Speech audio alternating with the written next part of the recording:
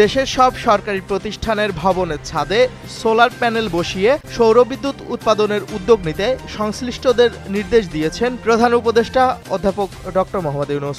রাষ্ট্রীয় অতিথি ভবন যমুনায় জাতীয় রুফটপ সোলার কর্মসূচি শীর্ষক বৈঠকে তিনি এ নির্দেশনা দেন। জুলাই গণ অভ্যুত্থানে রংপুরে বেগম রোকেয়া বিশ্ববিদ্যালয়ের ছাত্র আবু সাইদ হত্যা মামলার তদন্ত প্রতিবেদনে ৩০ জনের সম্পৃক্ততার বিষয় উঠে এসেছে।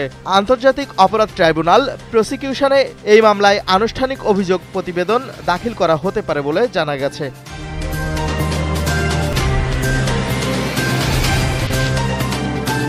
রাজস্ব বোর্ডের প্রধান কার্যালয়ে ঢুকতে বাধার মুখে পড়েছে আন্দোলনে থাকা এনবিআর সংস্কার ঐক্য পরিষদের নেতারা।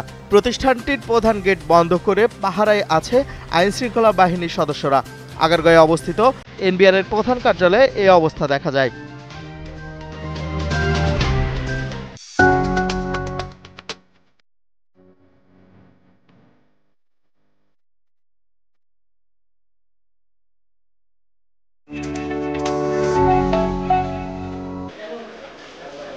করোনা রোগীদের জন্য চট্টগ্রামে আরও ২০ বেডের ওয়ার্ড প্রস্তুত করেছে সিটি কর্পোরেশন।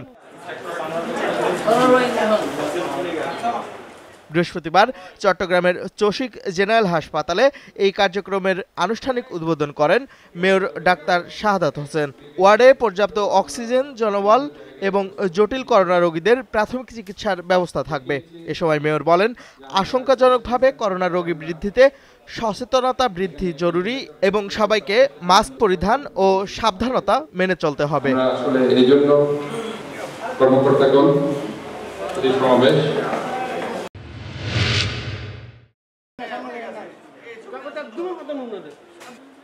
দেশে একযোগে শুরু হয়েছে উচ্চ মাধ্যমিক পরীক্ষা এইচএসসি ২০২৫।